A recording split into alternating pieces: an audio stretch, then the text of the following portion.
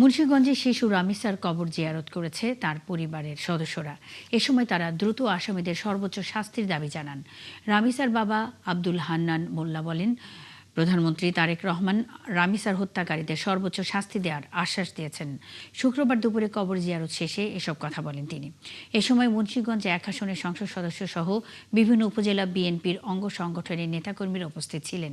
এর আগে সোমবার সকালে ঢাকায় মিরপুরের পল্লবী এলাকায় ধর্ষণের পর হত্যা করা হয় 8 বছরের শিশু রামিসাকে।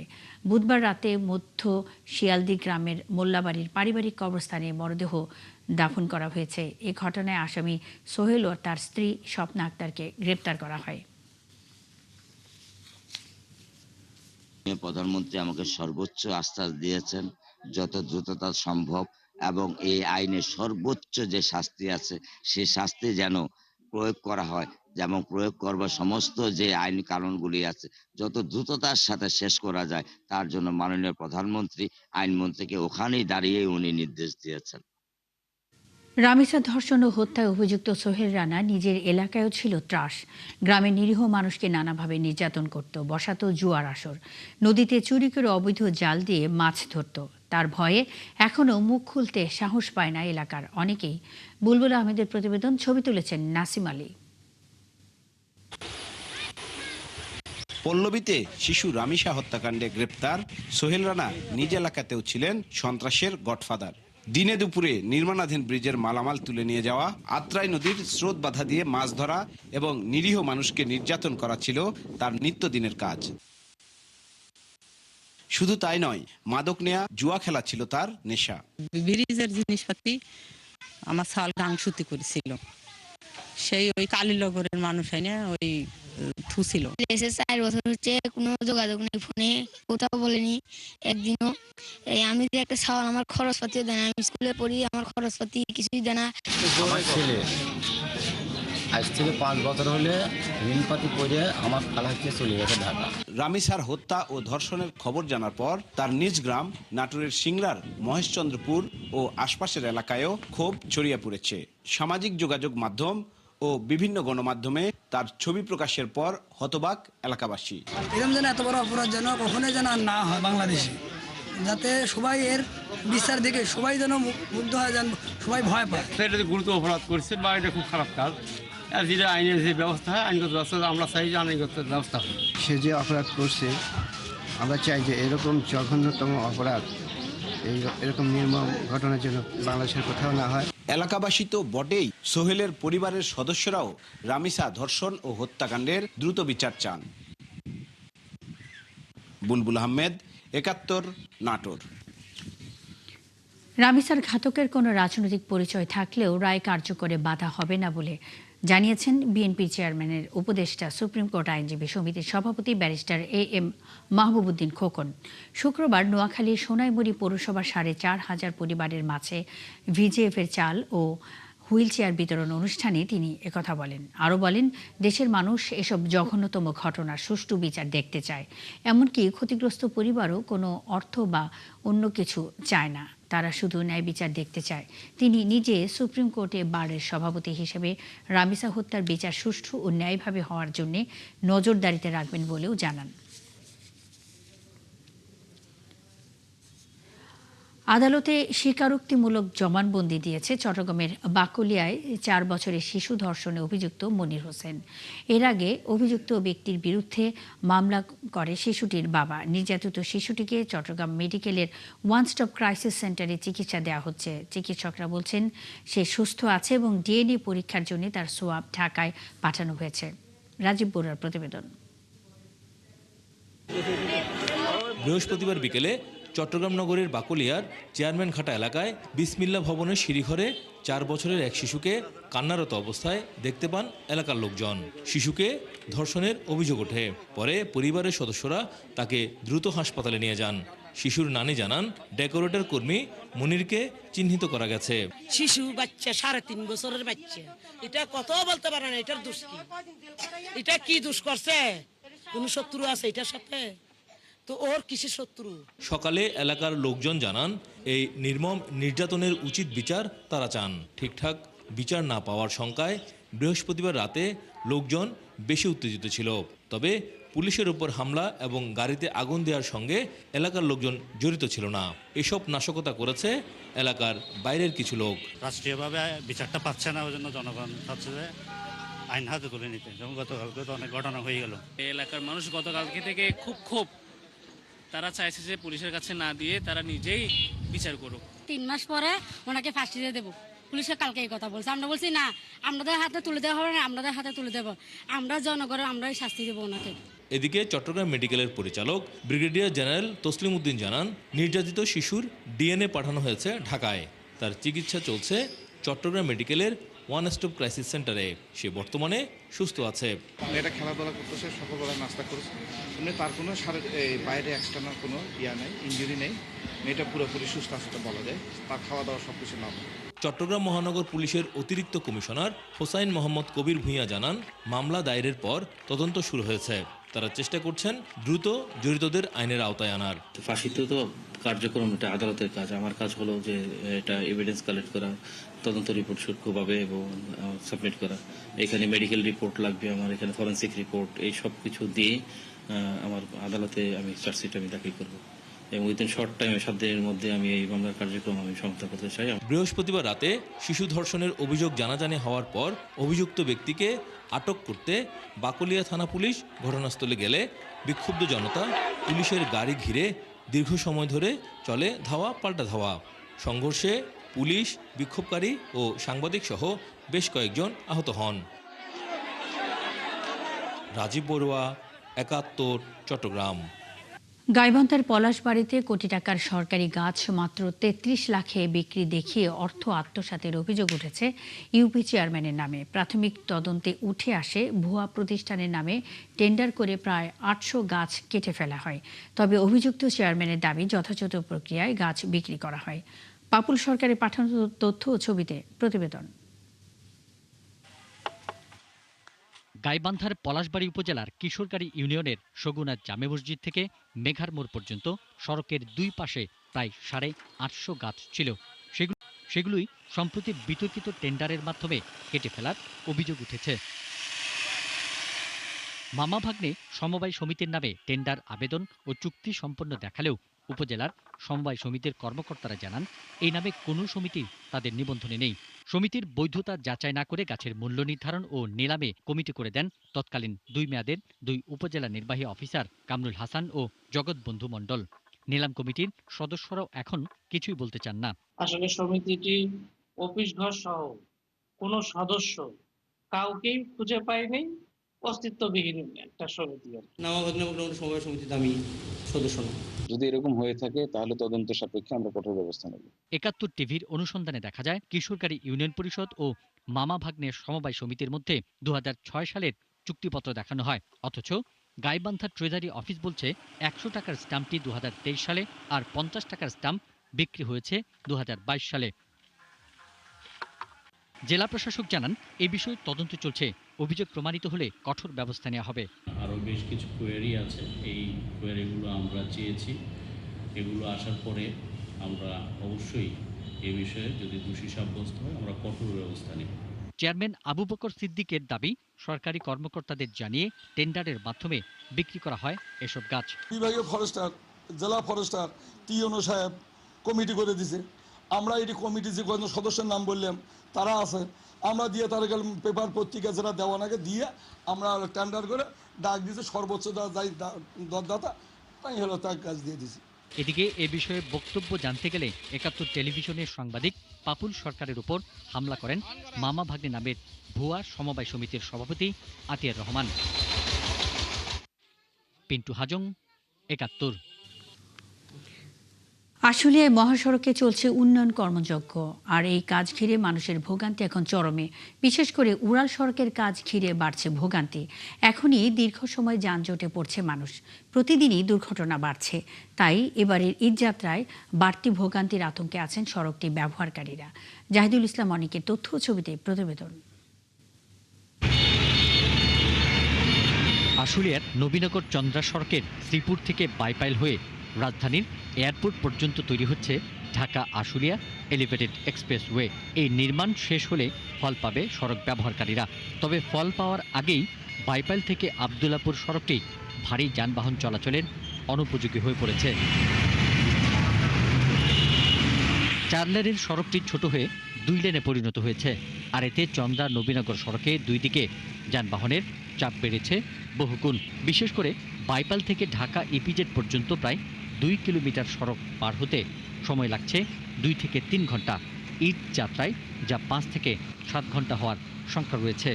বাইপাল এমন একটা জায়গা, এমনি সবসময় ভোগান্তি, তারপর রাস্তাটা এমন চিপে যে আমাদের গাড়ি চালানো অনেক কষ্ট। এই ঈদের বাজারে মনে করেন যে জাম ঠেলা, কালকে যাওয়ার সময় 3 ঘন্টা জাম চলছে ভাই, এতে আমাদের খুব কষ্ট। আমাদের দাবি যে জাম যেন ক্লিয়ার করে দেয়, এত ভোগান্তি তো হতে পারবো না। এদিকে স্তূপ করে রাখা মাটি আর নির্মাণ সামগ্রীর দখলে শুরু হয়ে গেছে সড়কের প্রায় অর্ধেক অংশ। এবার বাইপাল স্ট্যান্ডে যেহেতু মূলত কাজটা হচ্ছে, তো এই কাজের জন্য রাস্তায় অত্যন্ত সরু হয়ে এসছে আসা এবং যাওয়া। তো ঢাকা থেকে যে গাড়িগুলো উত্তরবঙ্গমুখী যায়, এই রোড দিয়ে আসলে স্বাভাবিকভাবে ডিসপাস হওয়ার কোনো সুযোগই নাই। দেখা গেছে একটা গাড়ি নর্মালি হচ্ছে 2 ঘন্টা, 1.5 ঘন্টা, 1 ঘন্টা, এরকম সর্বনিম্ন 1 ঘন্টা লেট। ঈদের মধ্যে হচ্ছে কি হবে সেটা নিয়ে হচ্ছে আসলে এখনই চিন্তায় আছি। ঈদ ঘিরে পশুবাহী ট্রাক ও ঈদ যাত্রার বাড়তি চাপ শুরু হয়েছে সড়কটিতে, কিন্তু এই চাপ সামাল দিতে দৃশ্যমান কোনো প্রস্তুতি না থাকায় খুব নিরাপদ সড়ক নিয়ে আন্দোলনকারীদের। এই এলিভেটেড এক্সপ্রেসের আশেপাশে যে দোকানপাট রয়েছে, অবৈধ পার্কিং রয়েছে, এটার সমাধান করতে হবে। এটার সমাধান যদি না করে এবার যাত্রীরা ভোগান্তির শিকার হবে। তবে ঈদের আগেই প্রয়োজনীয় সংস্কার কাজ শেষ করার কথা জানান প্রকল্প পরিচালক। আর সড়কের শৃঙ্খলা ও যাত্রীদের নিরাপত্তার জন্য বিশেষ ব্যবস্থা নেওয়ার কথা জানিয়েছে পুলিশ প্রশাসন। আমাদের যে নিজস্ব জনবল আছে, তাছাড়া আরও বাড়তি 50 জন এপিবিএনের ফোর্স পেয়েছি। এদের সমন্বয়ে আমরা কাজ করবো এবং জেলা পুলিশ ব্যাপকভাবে প্রস্তুতি নিয়েছে। জেলা পুলিশের সমন্বয়ে আমরা এই মহাসড়ক এলাকায় যানবাহন নির্বিঘ্নে চলাচলের যে ব্যবস্থা, ডিউটি বন্টন সহ সার্বিক কার্যক্রম পরিচালনা করব। সড়কটির সংস্কার না হলে এবারের ঈদ যাত্রায় বাড়তি ভোগান্তির আশঙ্কা সড়কটির ব্যবহারকারীদের। পিন্টু হাজং, ৭১। আশুলিয়া মহাসড়কে উন্নয়ন কাজ, যানজটের ও ঈদ যাত্রায় ভোগান্তির আতঙ্ক বিষয়ে জানাতে যুক্ত হচ্ছেন সহকর্মী জাহিদুল ইসলাম অনিক। অনেক সড়কে কাজের অবস্থা কেমন দেখছেন? ঈদের যানজট নিরসনে কোনো ব্যবস্থা কি নেওয়া হয়েছে কিনা? যাত্রী ও যানবাহন চালকরা কি বলছেন? আছি আশুলিয়া নবীনগর চন্দ্রা মহাসড়ক বাইপাস বাস স্ট্যান্ড থেকে। আপনাকে জানিয়ে রাখি যে ঢাকা আশুলিয়া এলিভেটেড এক্সপ্রেস যে নির্মাণ কাজ সেটি কিন্তু চলমান থাকায় এবার কিন্তু ঈদে যাত্রীদের যে ভোগান্তি দুঃসংখ্যা হয়ে রয়েছে এই মহাসড়কটিতে। আপনাকে জানিয়ে রাখি যে আমরা কিন্তু দেখেছি আজকে সকাল থেকে এখানে যারা দূর দূরান্ত থেকে এই পথটি ধরে যারা এখানে আসছেন তারা কিন্তু বলছেন যে শুধু এই পথটি ব্যবহার করতে তাদের 2 থেকে 3 ঘন্টা সময় কিন্তু তাদের অতিক্রম করতে হয়েছে। এখানে কিন্তু যেহেতু উত্তর অঞ্চলের একটি অন্যতম মহাসড়ক এটি, এই সড়কটি একসময় 4 লেন ছিল, এখন এই উন্নতিকরণের কারণে কিন্তু সেটি সংকুচিত হয়ে একটি লেনে এসেছে। কিন্তু এই একটি লেন যে রয়েছে সেই লেনটিতে কিন্তু দেখতে পাচ্ছেন যে এই নির্মাণ কাজ চলমান থাকায় এখানে যে রাস্তাগুলো রয়েছে সেগুলো কিন্তু জায়গায় জায়গায় খানাখন্দের সৃষ্টি হয়েছে, যেই কারণে এখানে যে সড়কটি রয়েছে সেই মহাসড়কটি কিন্তু একদম ধীর গতিতে যানবাহন কিন্তু চলাচল করছে প্রতিনিয়তই। যেহেতু আর 1 সপ্তাহ পর আসন্ন ঈদুল আজহা, এই ঈদুল আজহাকে কেন্দ্র করে এই রাস্তাটিতে যারা মহাসড়কটি ব্যবহার করে দেশের দূর দূরান্ত দূরপাল্লার যে যানবাহনগুলো চলাচল করবে তাদের কি পরিমাণ এখানে ভোগান্তি পোহাতে হবে সেটি কিন্তু কিছুক্ষণ আগে প্রতিবেদনে দেখতেই পেলেন। আমি যদি আপনাকে জানিয়ে রাখি যে এখানকার যারা এলিভেটেড এক্সপ্রেস প্রকল্প পরিচালক রয়েছেন তিনি আমাদের যেটি প্রতিবারেই বলেন যে ঈদ আসার আগে তারা একটি বাড়তি ব্যবস্থা নেবেন, কিন্তু এই ঈদ আসার আগে এর আশপাশে যে সকল নির্মাণ প্রকল্পের যে সকল সামগ্রী রয়েছে সেটা কিন্তু একদম মহাসড়কের পাশেই যত্রতত্র কিন্তু ফেলে রাখা হয়েছে, আমরা কিন্তু দেখতেই পাচ্ছি।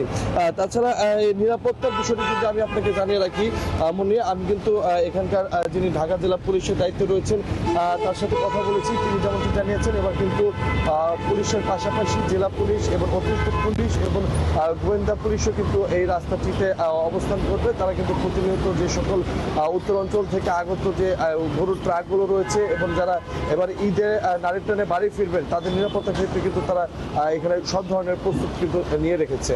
মুন্নি। জাহিদুল ইসলাম অনেক সঙ্গেই থাকবেন। আশুলিয়া মহাসড়কে উন্নয়ন কাজ, যানজট ও ঈদ যাত্রায় ভোগান্তির আতঙ্ক বিষয়ে কথা বলতে জাহিদুল ইসলাম অনেক যুক্ত ছিলেন। জনগণকে ভূমি বিষয়ক দ্রুত সেবা প্রদান নিশ্চিতে ভূমি মন্ত্রণালয় কাজ করে চলেছে বলে জানিয়েছেন ভূমি ও পার্বত্য বিষয়ক প্রতিমন্ত্রী ব্যারিস্টার মীর মোহাম্মদ হেলাল উদ্দিন। শুক্রবার চট্টগ্রামের হাটহাজারী উপজেলা ও পৌরসভা এলাকায় দুস্থদের মাঝে চাল বিতরণ, মৎস্যজীবীদের বিকল্প কর্মসংস্থান হিসেবে ছাগল বিতরণ এবং বিভিন্ন উন্নয়ন কাজের উদ্বোধন শেষে সাংবাদিকদের এসব কথা বলেন তিনি। মন্ত্রী বলেন, গুটি কয়েক দুষ্টু ও অনৈতিক কাজের সাথে জড়িতদের কারণে পুরো ভূমি ব্যবস্থাপনার বদনাম হতে দেওয়া হবে না। প্রযুক্তির ব্যবহার বৃদ্ধি ও মানবিক দৃষ্টিভঙ্গির মাধ্যমে ভূমি সেবাকে আরও আধুনিক, স্বচ্ছ ও জনবান্ধব করা হবে বলে জানান তিনি। ময়মনসিংহের ত্রিশালে আজ থেকে শুরু হচ্ছে জাতীয় কবি কাজী নজরুল ইসলামের ১২৭তম জন্মোৎসব। ত্রিশালের দরিরামপুর একাডেমি মাঠের নজরুল মঞ্চে ৩ দিনের এই উৎসবের উদ্বোধন করবেন প্রধানমন্ত্রী তারেক রহমান। এরই মধ্যে সব প্রস্তুতি শেষ হয়েছে। বাবুল হোসেনের তথ্য ও নুরুজ্জামানের ছবিতে প্রতিবেদন। কবি নজরুলের ১২৭তম জন্মবার্ষিকী উপলক্ষে কবির বাল্যস্মৃতি বিজড়িত ত্রিশালের দরিরামপুর একাডেমি মাঠ, নজরুল মঞ্চ সহ গোটা এলাকা জুড়ে চলছে উৎসবের আমেজ। শনিবার থেকে ৩ দিনের এই আয়োজনের উদ্বোধন করবেন প্রধানমন্ত্রী তারেক রহমান। তার আগমনে উচ্ছ্বাস জানিয়েছেন ত্রিশালের নানা শ্রেণী পেশার মানুষ। এবার তো অন্যান্য বৎসরের চেয়ে এবার আরো অনেকটাই তারেক জিয়া প্রধানমন্ত্রী আসতেছেন, আল্লাহরা বেশি এবার তারেক রহমান আইবো। চারদিকে অনেক সাজানো গুছানো, সব দিকে দেখে ভালো লাগতেছে। ত্রিশালে প্রধানমন্ত্রীর আগমনকে ঘিরে উজ্জীবিত বিএনপি নেতাকর্মীরাও। মানুষের ভিতরে ব্যাপক সারা, প্রোগ্রামের আয়োজন চলছে। আমাদের বিভিন্ন থানা থেকে লোকজনরা আসছে, তারা প্রোগ্রামে যেতে পারবে কিনা, কারণ প্রধানমন্ত্রীর প্রোগ্রামে আপনারা জানেন সেখানে একটা রেস্ট্রিকশন থাকে সবসময়। যেখানে এসএসএফ ইনভলভ থাকে, পুলিশ বাহিনী ইনভলভ থাকে, আরো বিভিন্ন সংস্থারা ইনভলভ থাকে। সবাই যার যার কার্ড নেওয়ার জন্য, অনুষ্ঠানে উপস্থিত হওয়ার জন্য উদ্গ্রীব হয়ে আছে। জেলা প্রশাসন ও সংস্কৃতি মন্ত্রণালয়ের উদ্যোগে অনুষ্ঠানের উদ্বোধনী পর্ব ছাড়াও আলোচনা, মেলা ও সাংস্কৃতিক অনুষ্ঠানের আয়োজন থাকবে। এই উৎসবে সারা ত্রিশালবাসী আনন্দিত, উল্লাসিত। আমরা পারফরমেন্স করতে পারবো, যে এটা মানে আমাদের গর্ব, নাচের জন্য, গানের জন্য যে আমরা তৈরি হয়েছি। ত্রিশালে কবির জন্মোৎসব ঘিরে এরই মধ্যে প্রশাসনের পক্ষ থেকে নেওয়া হয়েছে বাড়তি নিরাপত্তা ব্যবস্থা। আমাদের প্রত্যেকটা জায়গায় আমাদের পর্যাপ্ত পুলিশি পোশাকে পুলিশ, সাদা পোশাকে পুলিশ মোতায়েন থাকবে। কোথাও কোনো ধরনের আমরা আশঙ্কা করছি না। প্রত্যেকটা জায়গায় আমাদের পর্যাপ্ত নিরাপত্তা ব্যবস্থা গ্রহণ করা রয়েছে। যেহেতু মাননীয় প্রধানমন্ত্রী আসবেন, রাষ্ট্রের সর্বোচ্চ নিরাপত্তাটাই তো তখন এখানে থাকবে। এ বিষয়ে আপনারা নিশ্চিত থাকতে পারেন। আর আপনাদের সর্বস্তরের মানুষের তো সাপোর্ট লাগবেই। জয়ন্তী উদ্বোধনের আগে ত্রিশাল উপজেলার বৈলোর ইউনিয়নে ধরার খাল খননের উদ্বোধন করবেন প্রধানমন্ত্রী এবং পরে ত্রিশাল নজরুল অডিটোরিয়ামে ময়মনসিংহ উত্তর ও দক্ষিণ জেলা সহ মহানগর বিএনপির সাথে একটি বৈঠকে যোগ দেবেন। শান্তা ইসলাম, ৭১। জাতীয় কবি কাজী নজরুল ইসলামের ১২৭তম জন্মোৎসব উপলক্ষে ময়মনসিংহের ত্রিশালে সার্বিক আয়োজন ও প্রধানমন্ত্রী তারেক রহমানের সফর নিয়ে বিস্তারিত জানাচ্ছেন বাবুল হোসেন। বাবুল, প্রধানমন্ত্রী কখন অনুষ্ঠানের উদ্বোধন করবেন? নিরাপত্তা ব্যবস্থা কেমন দেখছেন? স্থানীয় ও আয়োজকরা কি বলছেন?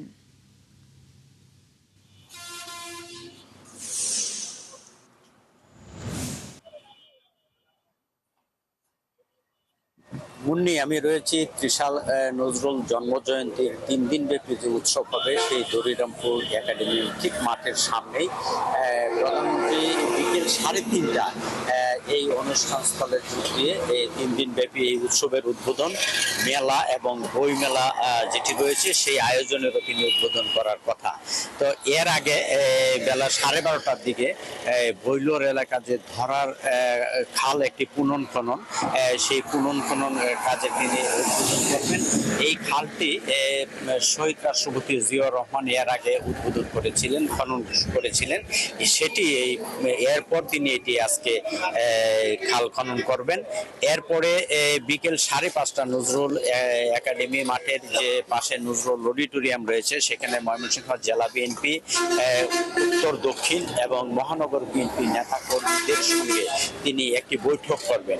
এই বৈঠকে প্রধানমন্ত্রী সরাসরি যেমন দলের নেতাকর্মীদের সঙ্গে কথা বলবেন, শুনবেন এবং তিনি প্রয়োজনীয় দিক নির্দেশনা দিবেন। যেটি দলের পক্ষ থেকে বলা হয়েছে, প্রধানমন্ত্রী সরকার গঠনের পর এটি ময়মনসিংহে তার প্রথম সফর এবং তিনি যেখানে যাচ্ছেন সব জায়গায় দলের নেতা কর্মীদের সঙ্গে তিনি বৈঠক করছেন, তারই অংশ হিসেবে এখানেও তিনি সেই বৈঠক করবেন। তো আমরা যেটি দেখতে পাচ্ছি যে প্রধানমন্ত্রীর এই ত্রিশাল আগমনকে কেন্দ্র করে দলের নেতাকর্মীর সমর্থক তো আছেই, এর বাইরে নজরুল প্রেমিক ভক্ত অনুরাগী যারা রয়েছে তাদের মধ্যে একটি উচ্ছ্বাস আনন্দের জোয়ার বইছে এবং এই নজরুল একাডেমির যে মাঠের যে নজরুল উৎসবের যে সভাস্থল, নজরুল অডিটোরিয়াম এবং বৈলরে এটি পুরোপুরি আইনশৃঙ্খলা রক্ষাকারী বাহিনী এই তিনটি স্পটকে একেবারে পুরোপুরি নিরাপত্তার চাদরে ঢেকে দিয়েছে এবং আমরা দেখতে পাচ্ছি যে এই মুহূর্তে কাউকে সেখানে ভেতরে ঢুকতে দেওয়া হচ্ছে না। আপনি জানেন যে এই নজরুল জন্মজয়ন্তীর উৎসব বেশ কিছুদিন পরে এবার আবার ত্রিশালে জাতীয়ভাবে উদযাপিত হচ্ছে। এই জাতীয় পর্যায়ে দীর্ঘদিন উদযাপনের একটি দাবি ছিল, মাঝখানে জাতীয়ভাবে উদযাপিত না হওয়া যারা নজরুল প্রেমিক বক্তব্য রেখেছিলেন তাদের মধ্যে এক ধরনের ক্ষোভ এবং অসন্তোষ ছিল, হতাশ ছিল। তো এবার আমরা দেখতে পাচ্ছি যে সেই জাতীয়ভাবে উদযাপিত হওয়ার কারণে এই দারোগাবাড়ি, যেটি কাজী নজরুল ইসলামের শেখর এবং তার বাল্যস্মৃতি বিজড়িত নামাপাড়া গ্রামের বিচুকিয়া ব্যাপারী বাড়ি, এই নজরুল একাডেমি মাঠ যেখানে নজরুল সপ্তম শ্রেণীতে ভর্তি হয়েছিলেন, সেই নজরুল একাডেমি মাঠ সেখানেও এক ধরনের উচ্ছ্বাস আনন্দের জোয়ার বইছে। এই নজরুল জয়ন্তীর যে প্রাণের যে মেলা, সেই মেলা কয়েক হাজার স্টল থাকছে। বাবুল হোসেন, আপনি আছেন, খবর রাখতে থাকুন, সঙ্গেই থাকবেন। দর্শক, আজ ময়মনসিংহে ত্রিশাল যাচ্ছেন প্রধানমন্ত্রী, উদ্বোধন করবেন জাতীয় কবি কাজী নজরুল ইসলামের জন্মোৎসব। এই সব বিষয়ে খবর নিয়ে বাবুল হোসেন আমাদের সঙ্গে এতক্ষণ যুক্ত ছিলেন। রূপগঞ্জের তারাবো এলাকায় মাদক ব্যবসার আধিপত্য নিয়ে দুই গ্রুপের সংঘর্ষে আহত রনি ওরফে মাল্টা রনি চিকিৎসাধীন অবস্থায় মারা গেছেন। শুক্রবার রাতে রাজধানীর একটি হাসপাতালে চিকিৎসাধীন অবস্থায় তার মৃত্যু হয়। নারায়ণগঞ্জের সিনিয়র সহকারী পুলিশ সুপার মেহেদি ইসলাম জানান, গত বুধবার রাত থেকে বৃহস্পতিবার রাত পর্যন্ত মাদক ব্যবসায় আধিপত্য নিয়ে সন্ত্রাসী শ্রাবণ গ্রুপ ও নবী ভান্ডারী গ্রুপের মধ্যে দফায় দফায় সংঘর্ষ হয়। দোকানপাট ভাঙচুর, অগ্নিসংযোগ, ককটেল ও বিস্ফোরণ ঘটানো হয়। সংঘর্ষে প্রতিপক্ষরা রনির হাত পা কেটে দেয়। এ ঘটনায় শ্রাবণ সহ 7 জনের নাম উল্লেখ করে রূপগঞ্জ থানায় মামলা হয়েছে। জড়িতদের গ্রেপ্তারের চেষ্টা করছে পুলিশ। বান্দরবানের থানচিতে বিজিবির অভিযানে উদ্ধার হয়েছেন অপহৃত ব্যবসায়ী আমু হোসেন। মোটরসাইকেল সহ আটক হয়েছেন অপহরণকারী মাংলো ম্রো। শুক্রবার থানচির বালিপাড়া জোনে দায়িত্বরত 38 নম্বর বিজিবি ব্যাটালিয়ন সংবাদ সম্মেলন করে এ তথ্য জানান ব্যাটালিয়নের commander lieutenant colonel Yasir Arafat Hossain. সংবাদ সম্মেলনে তিনি বলেন, অভিযানে সুস্থ অবস্থায় জিম্মি উদ্ধার এবং মুক্তিপণ দেয়া নগদ 3 লাখ টাকা এবং অপহরণে ব্যবহৃত একটি মোটরসাইকেল জব্দ হয়েছে। আটক অপহরণকারী মাংলে ম্রোকে জিজ্ঞাসাবাদ শেষে পুলিশে হস্তান্তর করা হয়েছে। বৃহস্পতিবার 21 মে রাত 9টার দিকে উপজেলা সদরের ফজল করিমের গ্রাম হতে অস্ত্রের মুখে ব্যবসায়ী আমু হোসেনকে অপহরণ করে স্থানীয় একটি সন্ত্রাসী দল তার পরিবারের কাছে 3 লাখ টাকা মুক্তিপণ দাবি করা হয়।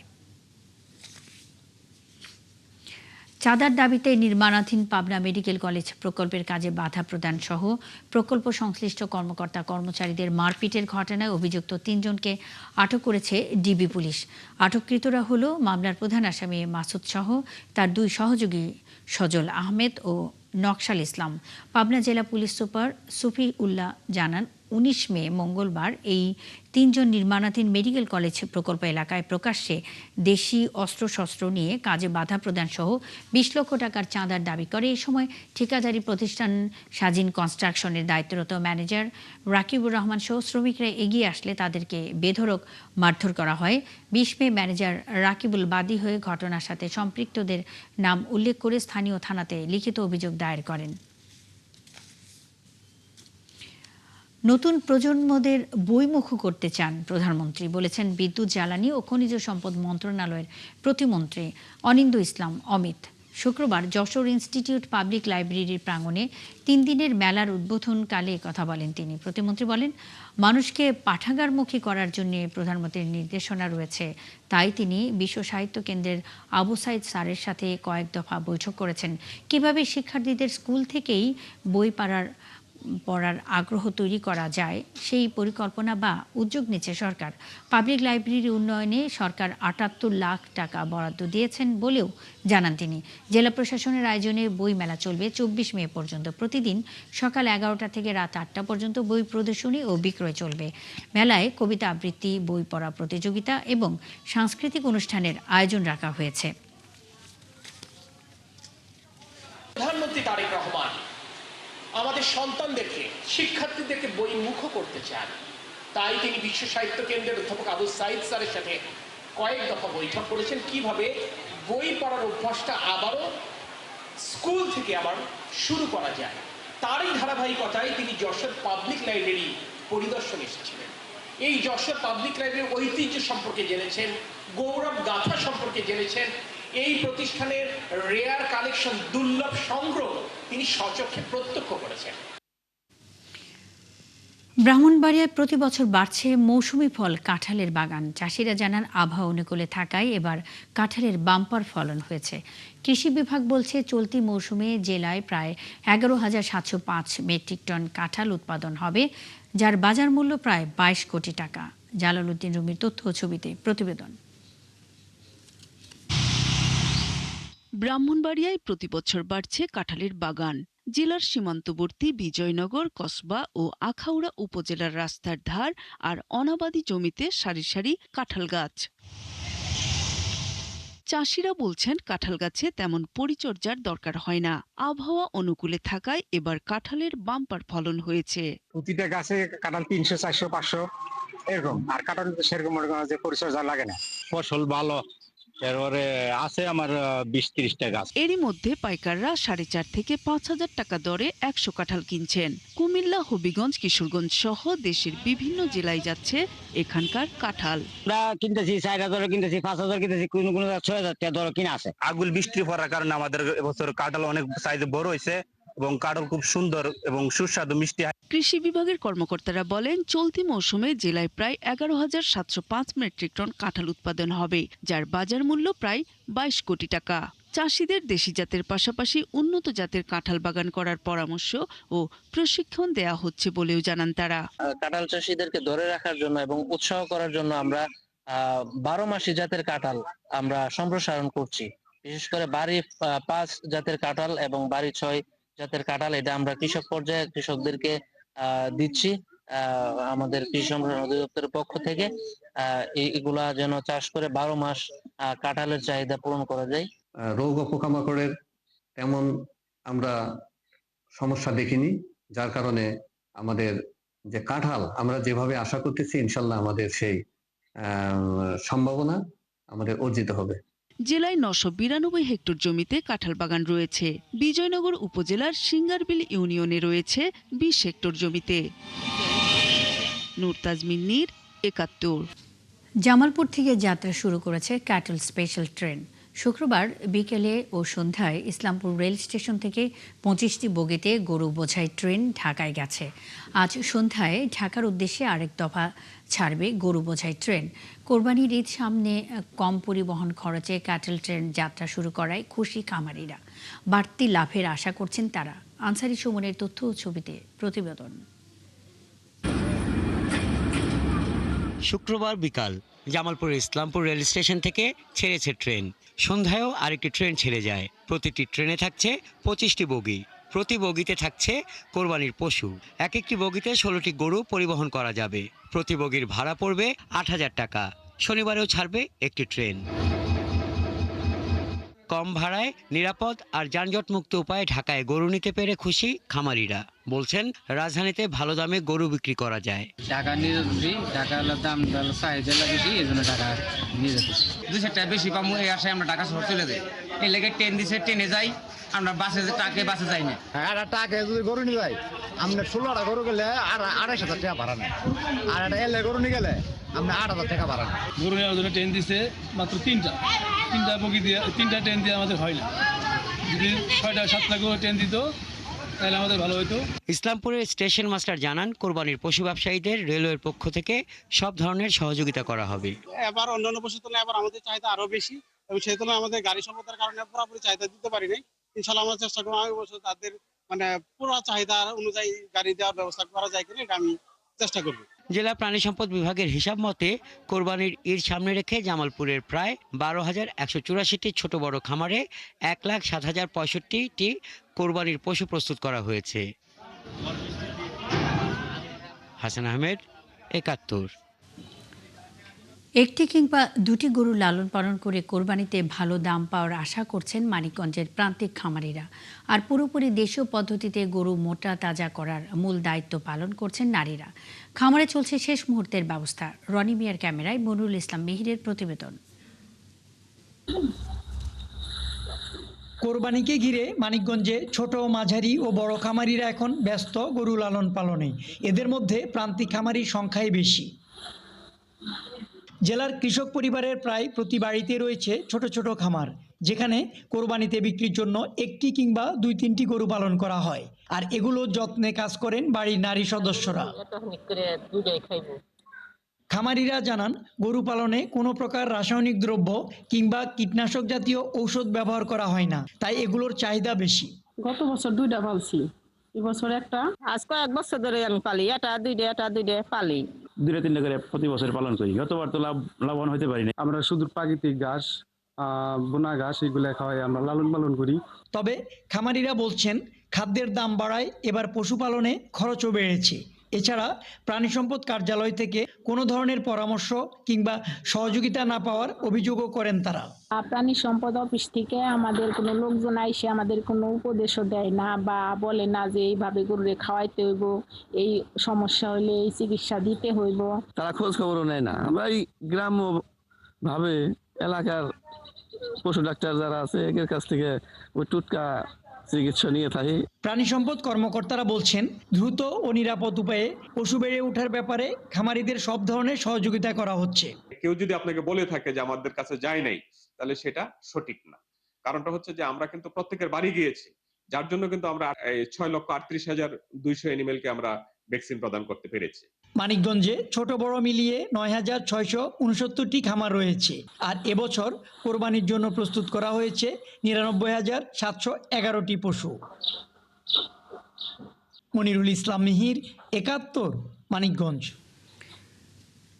রাজশাহীর কোরবানির মাঠ কাঁপাতে এবার হাজির হয়েছে সিম্বা ও লালু। গড়ে 25 মণ ওজনের গরু দুটির উচ্চতা, বিশাল দেহ ও চোখের গঠন নজর কাটছে সবার। সেই সাথে গরুগুলোর শিং তাদের আরও আকর্ষণীয় করে তুলেছে। রাজশাহীর ওয়ালি ক্যাটল ফার্মে বেড়ে ওঠা গরু জোড়ার দাম চাওয়া হচ্ছে 14 লাখ টাকা। রাশিদুল হক রুশুর প্রতিবেদন। উচ্চতায় 6 ফুট, প্রস্থে 8, ধূসর গায়ের রং, খরবাকার চোখা শিং আর মায়া ভরা দুচোখ, সব মিলে দারুণ এক সৌন্দর্য। ব্রাহ্মা জাতের এই বিশাল দেহী গরুটিকে আদর করে ডাকা হয় সিম্বা নামে, আর উলবাড়ি জাতের আরেক গরুর নাম লালু। রাজশাহীর খড়খড়ি বাজার সংলগ্ন বামনশিখর এলাকার ওয়ালি ক্যাটল ফার্মে মোট 52টি গরুর সাথে বেড়ে উঠছে এই গরুগুলো।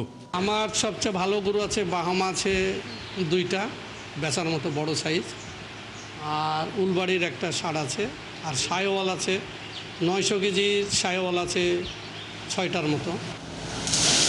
খামারিরা জানান, সিম্বা লালুর খাবারের মেনুতে দানাদার খাবারের পাশাপাশি রয়েছে দেশি ঘাস, তরতাজা খাবার, আর যত্নে তাদের ওজন দাঁড়িয়েছে 25 মণ। কোরবানির জন্য উপযুক্ত গরু দুটির দাম চাওয়া হচ্ছে 7 লাখ টাকা করে। 8 কেজি করে খাবার লাগে, 70 টাকা কেজি।